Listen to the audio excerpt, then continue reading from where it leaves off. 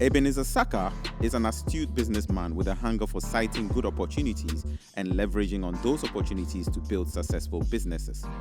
Notable among the businesses he runs is SAKA Homes, the signature fastest growing real estate business that burst onto the scene a few years ago. We delve into his mind on this episode to find out how he arrived at the dream of owning not just a few homes, but a thriving real estate business. You've been in business for close to 15, 20 years now? Almost 20. Okay. Almost 20. And how did that journey start? Actually, now that I think about it, I think it's been about 23 years. I started in Essamuah school from selling shoes in Cantamanto to my Darabi friends who couldn't go to Cantamanto. So that's where it started actually. But real business started in tech when I bought my first photocopier, and I also bought myself a popcorn machine for Repo. Remember the popcorn machine in front of the Repo dining hall? It was mine. So that's my first real good experience with business where I put in money and I was making return. But serious business started after MK and UST when I went into selling water to Brawl and doing general supplies for other companies. And it's metamorphosized into building a home for myself, which originally was my home. I didn't have any intention to sell until I put a to let sign on it and someone came and asked if it was for sale. Then I realized that there was an opportunity to sell. So I sold, and I realized that I got way more than I'd put in. So I realized that I could be building houses and selling. And that's what has brought about SAKA Homes. I started building houses to sell just from that first era where someone read to let to mean for sale. Interesting. So where did the realization to go into business? You know, for many people who will look at you from the outside looking in, they'd have difficulty in actually starting up something. But for you, when you started in secondary school selling stuff, when did you realize you could do something like that? How did you come by that? Secondary school was more of a hobby. It was more of trying to make something small on the side so that I can spread the girls doing entertainment. I can send gifts to Holiko, to my friends there, just, it wasn't real business. It was just trying to make some extra money so that apart from the snack money I'm giving at entertainment, I can buy drinks for the girls. My current wife, Abna, I met her at entertainment. I bought drinks for her and her 6 friends. Even when I sit there and I think about it today, even today, if I have to buy drinks for 6 girls, it's not a small issue. But if I was able to buy drinks for her and her 6 friends at records night, then it means that small money was important. But what really woke me up was when I finished Essamuah. I went to work at Smith as a clerk.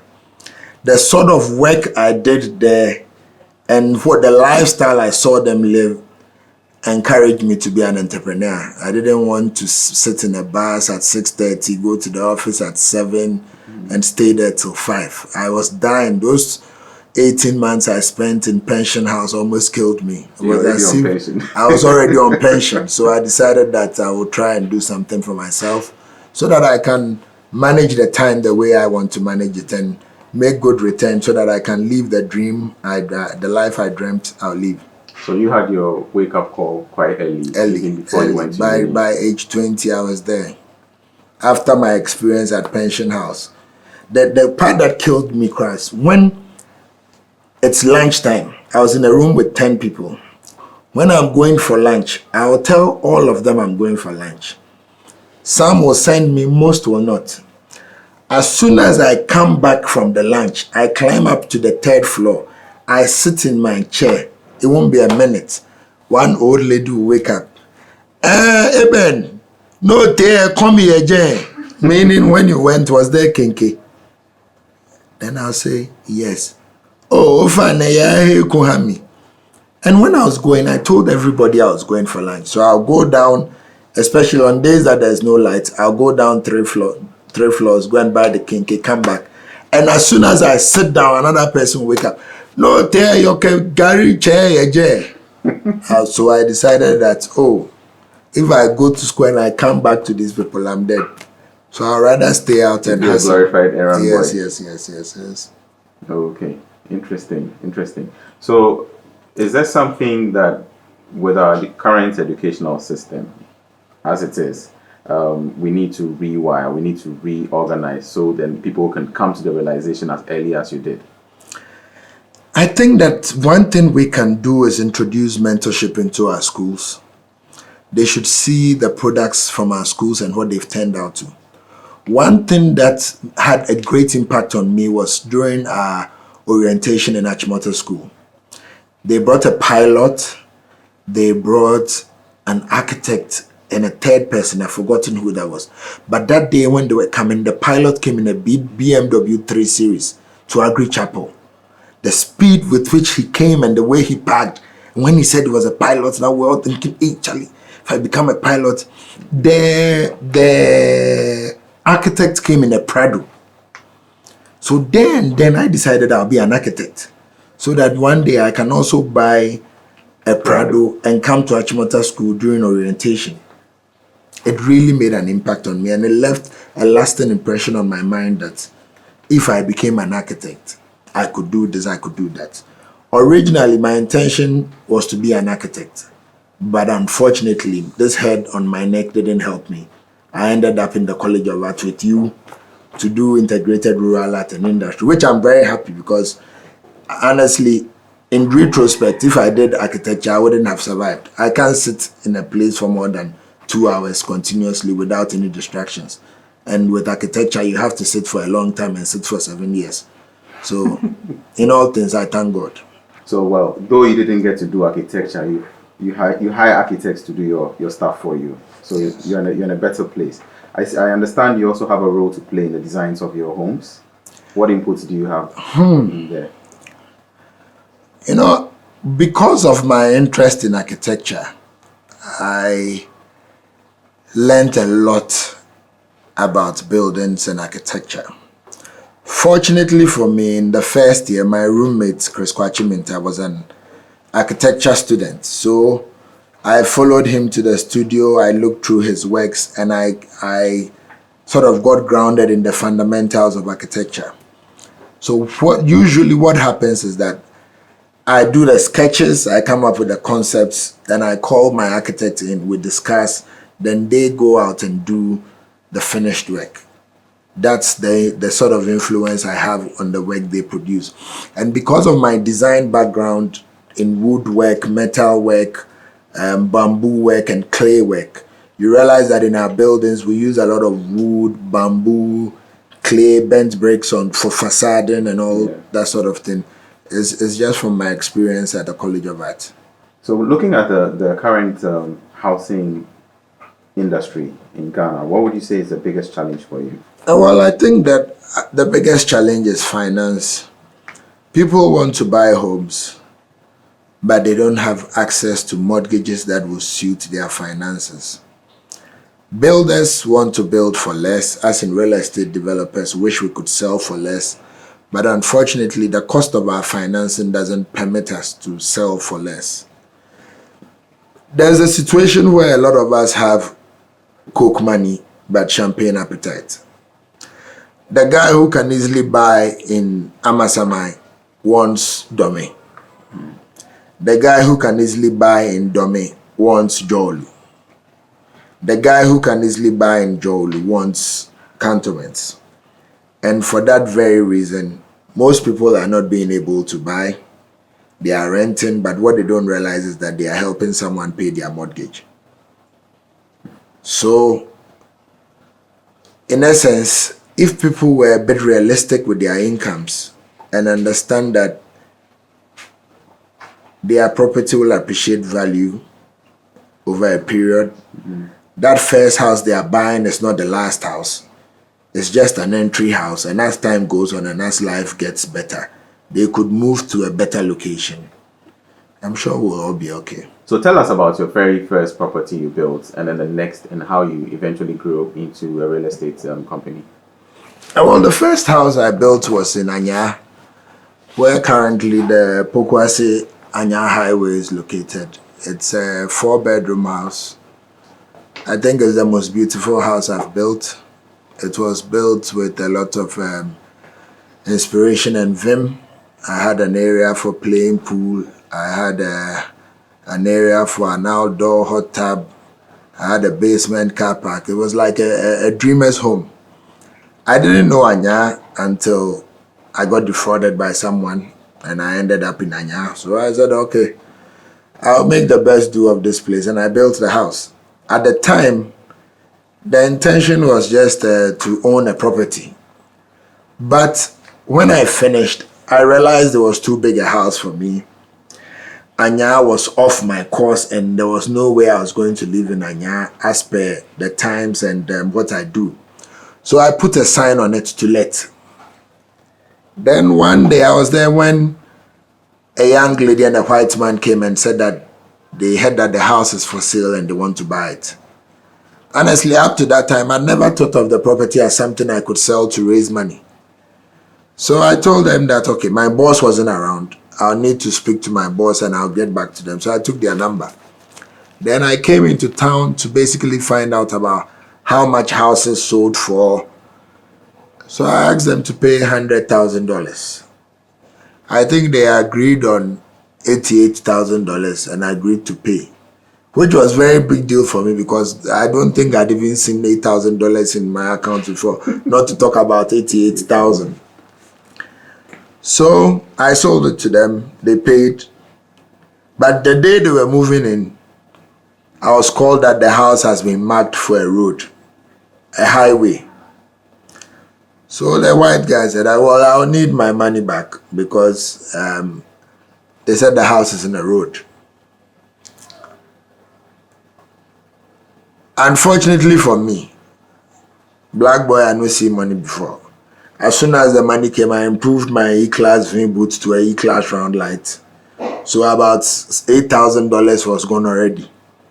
And this guy wanted his money. So I explained to him that, okay, I've spent some of the money. This is what I can give you. He was very understanding. Eventually, I paid him back his money. And I had to wait for the government to come and compensate me. As life will have it, I got compensated handsomely. I was paid $100,000 by the Ghanaian government for that property. By that time, I had already built my second house in Atomic, behind the Atomic Energy, which was a 3-bedroom story building that I was trying to finish to sell. When the 100,000 came, it gave me vim. I went to Anya myself. I broke down that house myself. So I got my roof, my doors, my wire, my cabinets, my windows. I got stuff and I came to Parakou. I bought enough land to build 3 houses with the $100,000 that the government had given me. And that was the birth of SAKA Homes. We are happy to say that we have grown that money steadily up to now. We don't owe any bank. No bank has ever given us any assistance. It's out of that $100,000 that we have been able to come what we are today. And through partners who came on board a few years ago. And when I'm talking about partners, I want to emphasize this because these partners are not financial institutions. It's friends I went to school with, friends I went to Achimota and Tech with, friends I met in life, and it's enormous and it's very encouraging, the sort of support and interest they've put in the business, and they have made SAKA Homes what is it today. Interesting. So if I'm to get you right, you built your seed capital for your first home through the sale of water to Bro. Yeah. And that's how you built it up. Yeah. If somebody was to set up today to go into real estate, what would be the blueprint for that person? Well, I think that from experience, what I've come to realize is that when it comes to property, the things that matter most are 3. Number 1 is location. Number 2 is location. Number 3 is location. When I started, Kweku Bediako used to tell me about location and I couldn't get it. Like, Chief, I'm selling where I am. But fast forward till now, location is the most important thing to me. Because the build cost is almost the same everywhere, but the location is what adds value to the property. So first, they should look out for a location and they should look out for less debt. Because you can build a house and it will sell before you finish. Or you can build a house, and depending on the witches in your village, you can sit for 5 years before you sell. So if the money is debt, then you're in trouble. But if it's equity or it's your own money, then you can be lucky. So you'd say the point of entry or the entry point for anybody wanting to go into real estate, money is it's also big. You know, real estate is capital intensive. Most people will not buy an uncompleted building for a good value. So that means you need to finish the building. And finishing buildings cost a lot of money. So if you want to come into it, you need money. I will actually discourage people from coming into real estate at the moment because there are too many people in real estate now. As Ghana is, you know that when anything is thriving, everybody jumps on board. Unless those who want to come on board now are going to come with some unique ideas where maybe they'll be building for less and selling for less. Currently, I think the market is choked. So it is said that many people carry this expression around that the real estate industry here is a bubble. It's going to burst soon sometime. What's your perspective on that? Well, I don't think that is very true. Even abroad, when they say it's best, it's prices that come down. It's not that people don't buy or there's no market. Are the prices unrealistic? In some cases, I would say they are unrealistic. Okay. For instance, yesterday, someone was telling me about a 2-bedroom apartment in Cantonment for $450,000. For $450,000, there are so many things you can buy in East Airport, Cantonment, Jolu. And you can actually get a townhouse or a whole house for $450,000. So if you put up an apartment in Cantonment and you're asking for $450,000 for a 2-bedroom, I think you need to check your stats well. Okay, so with that, where do you see real estate in the next 5-10 years? What's the future? Well, I think for the market, what's likely to happen is that our prices are going to go down. It's already started. The houses that I used to sell for $90,000 now sell for about $75,000 because there's more competition. There are better builds, and locations are improving. So things that we used to sell in Oyarifa for $95,000, even though Oyarifa is now more open, we are selling for around $75,000, $80,000, and it's because of competition too. So it's the developers' profits that are likely to reduce. We are selling houses that we used to sell in Domi for about $220,000 for about $180,000 now. So that's where I see the market to be. Prices going down, quality going up, because now there's competition and you can't just do anything and get away with it. You need to give the person a better value for his money. But I don't think the business is going to crash because day in, day out, people are coming up who need houses and need places to stay. So if you get your location right, you should be okay. Okay, you've spoken like a real expert in real estate, like you've been working in real estate for 20 years plus. Oh, no. So what's been a learning curve? I mean, how have you been able to plug in? Because you sound like you've been doing this like forever. And how have you been able to plug into understand? Well, to start with, I went to school. I did my degree, I did an MBA, I did a PMP. So I don't just sit down. I'm always with my team trying to research about the future, the trends, what's going on, how's our business. I speak to other members of Grader, I speak to other developers. We brainstorm and we can tell where it's going. And based on that, we are all planning for where it's going. Okay. So if I just recapture what you said, research into the field that you're in right now is also part of the keys to success. It's very, very important to us. I actually just launched a research last week. I had some professionals. I want them to look into our company, what we are doing now, because we came up with a new design and some new houses, and the last 2 years has been phenomenal. We are doing very well in North Legon, West Legon, and Dome. We are not doing so well in East Legon Hills and Oyarifa with a similar design. So we are trying to research into why we are not doing well there and we are doing well here. Secondly, we want to see how well that design will stand the test of time. Is it likely to last for 5 years? What can we do? So that's what this research is about. And from my experience, this research helps us make better decisions and helps the business run better. Okay. It helps our books. So are there any personal milestones in your journey that you'd like to share? Like any key milestones that you've achieved that you feel are worth mentioning? Well, I set out with some very small goals. I'm not a big dreamer. I just love to make some money. I don't want to be poor. I hate poverty. I love to travel, so that's why I work. I love the beautiful things of life. Where beautiful is everything beautiful. I don't need to expatiate. Lately, when I'm going home, I drive by one of the communities that we developed. It's called the Shotoville. And whenever we drive by it, I'm very humbled. I'm excited. I was driving with my daughter home last night, and when we got there, I pointed and I told her that I feel very good about this. And she said, "You are too no." But I said, "No, Charlie, it's not I'm too no. I know where I'm coming from. I used to build one house in Anya. I used to build one house behind Atomic Energy. I used to struggle, literally beg people to buy these houses. Now I'm building homes that when I start from foundation, people are bringing money to sell. I have to feel good about this. Then I build them, I finish them, people move in, they are happy, they bring their friends to buy, and that's very good for me because I am not doing any adverts, I'm not making too much noise. It's people who have bought from me, who are enjoying the product, and they are bringing their friends to buy. That is humbling, and that encourages us at SAKA Homes to continue doing what we're doing and do it better.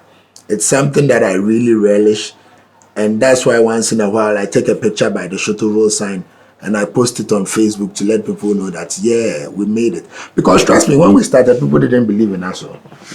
My own friends would go and buy houses from other places and call me to come and help them make it better and improve it and put some swag in it. And I see some of the houses and I know that I have better products than this, but they didn't even take a minute to come and look at what I was selling.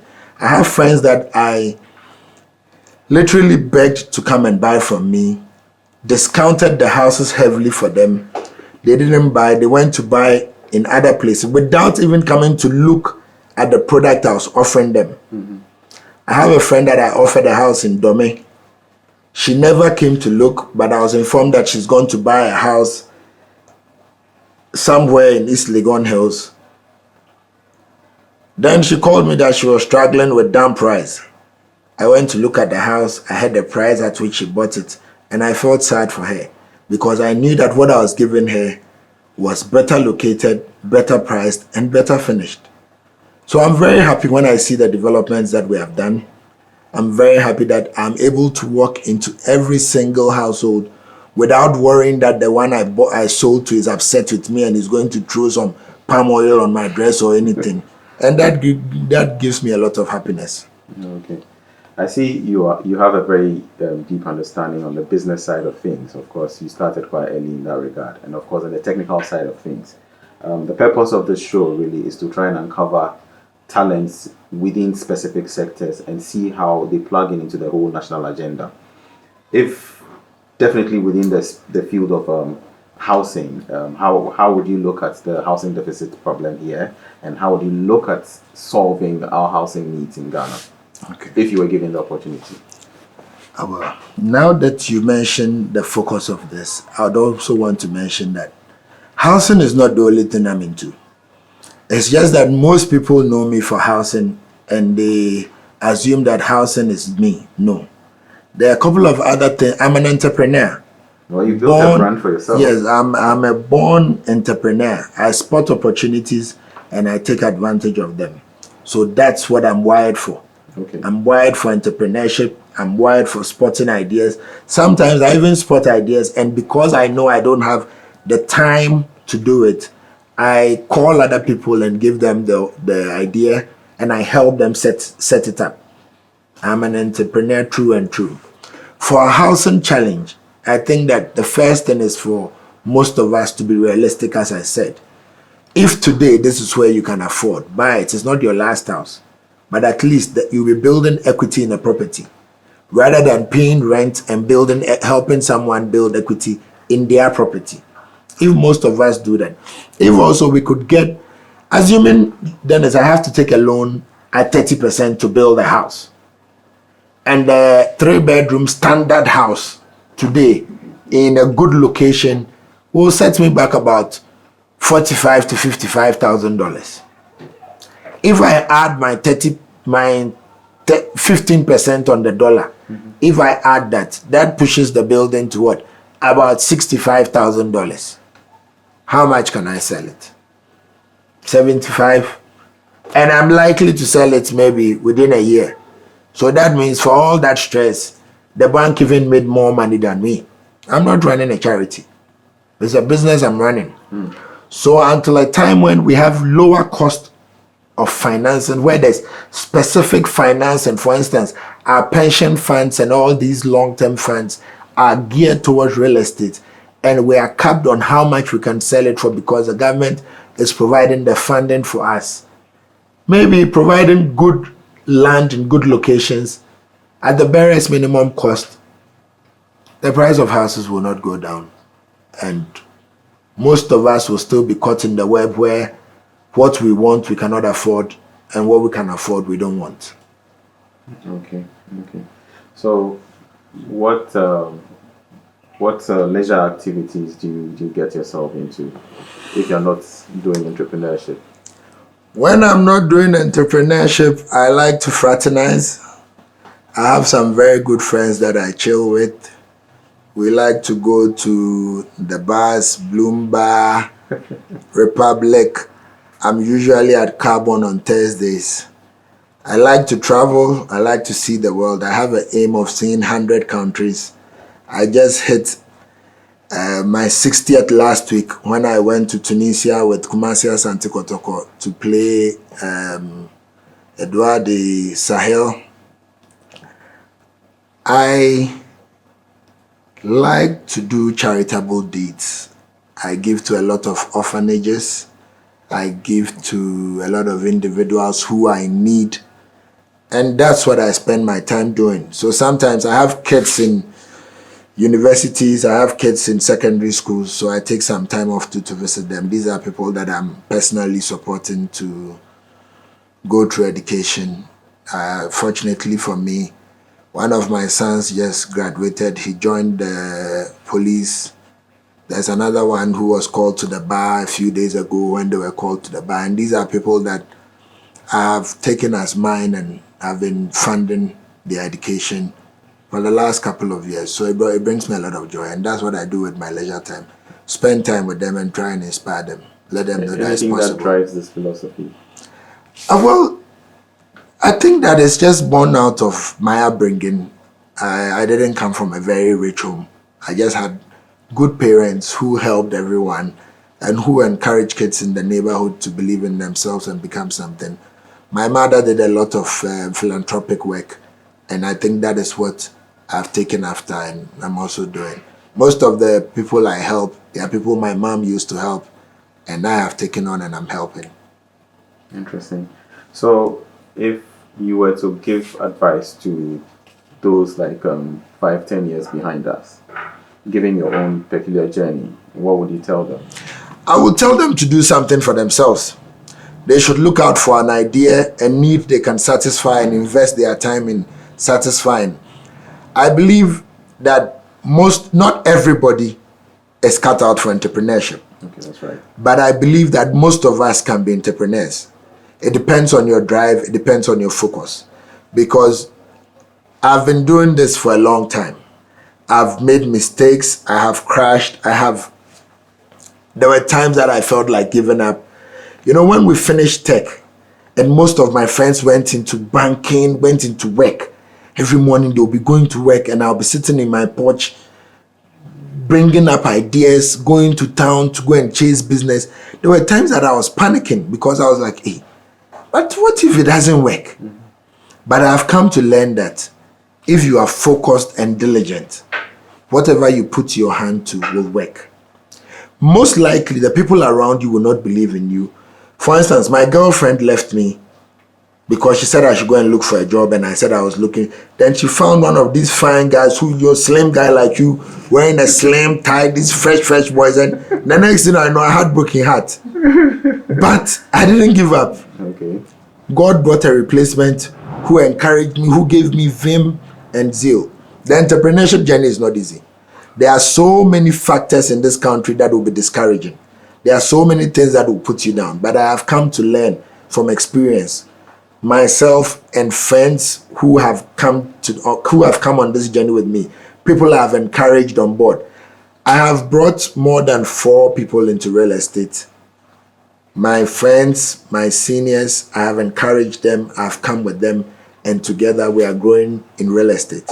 So it's not like because I'm doing real estate, I didn't let other people in. They came to me, they wanted advice, they wanted information. Some just told me they had money and I showed them, like, yo, you can do this. Come for land here, build this here, do that. I think that once we find a space where there's a need, we can take advantage of it and create our businesses and create our empires. It's very possible. The people who are doing it, they don't have 2 heads, they don't have 3 heads. It's just that they have made a decision that they will do it. So anyone listening to me who has even an inch of gut in him that he can do something, or he wants to do something, or he wants to tread that path, should get off him and move on. It takes a while. It can take you about 6 years to find your smoothness level. But when you push and you find that smoothness level, you will have a lot of relaxing times, especially if you hire the right people. That's another issue for another topic, another day. Anyways, so drive and the need to satisfy a particular need, focus and discipline is what is going to get you there as an entrepreneur. Discipline is key, especially when the money starts coming. Because the money comes with a lot of challenges. Once you start getting money and you are young, the woman will come. And the woman is another topic for another day. That one, you need a whole 30 minutes to sit me down. Entrepreneur too? If you're a female entrepreneur, then you're in trouble. There are all these gigolos lurking around who just want you for your money. Okay. But they'll be playing the emotional card on you. Yeah. And that can also be detrimental. So it's important to be disciplined and focused, especially when it comes to money and when it starts coming. Use it for the right things. It's not that you'll be buying cars that you'll be using your capital to buy cars. If you are making good return and you decide to use some to buy some nice cars and flaunt around, so. But if you are fetching into your capital at the expense of the growth of your business, then that is a challenge. You have to be careful. Okay. A lot of people have crashed because of that. Okay. We should be slow to borrow from the banks. It's very important. I've noticed that startups that borrow from Ghanaian banks don't do too well because of the interest rates on our loans. 30%. How much money are you making as a business for you to pay 30% to the bank? So we start defaulting because now you feel like you are not. And once you start defaulting, your credibility is at stake. You are breaking credibility. You are spoiling your name. Now there's a credit bureau. It will show everywhere that you are not credible, and that's not good for the future. I'd rather encourage that we bring friends on board. We try and speak to family members who have money and trust in you, so that you can have money with less interest and less stress to grow your business. It's very possible. Okay, that seems to be an interesting angle to generating funds to start a business. But then another key component, like you said, was discipline, or is discipline. Financial intelligence is not something that's taught. It's not something that we learn in schools. And so it's also one key component that marks the failings of startups and entrepreneurs today. What would be your approach, or what do you think, or how do you think we should integrate that? How do you think that will be integrated in our learnings as we grow, so then we become better entrepreneurs? I think once you decide to go on the path of entrepreneurship, you have to invest in some books. Reading. 7 Habits of Highly Effective People, Rich Dad, Poor Dad, Branding, The Jewish Business Style, all these books, if you invest time in reading them, you would learn something. You would learn 1 or 2 about financing. You should also hire the right people to do your books, to keep your books, if you can. But I realize that usually for a small business, you might not be in a position to hire a permanent person to look at your books and do auditing and all that stuff. So it's important that you yourself as the entrepreneur decides to be disciplined and acquire the right knowledge or acquire the right insights into how you can manage yourself well. I struggled with it for a while, but by the grace of God, we didn't collapse. Awesome. Ebenezer, you have shared some gems of wisdom with us, and we thank you for gracing us on the Rewired show. We'll call upon you some other time soon. And thanks once again. Thank you.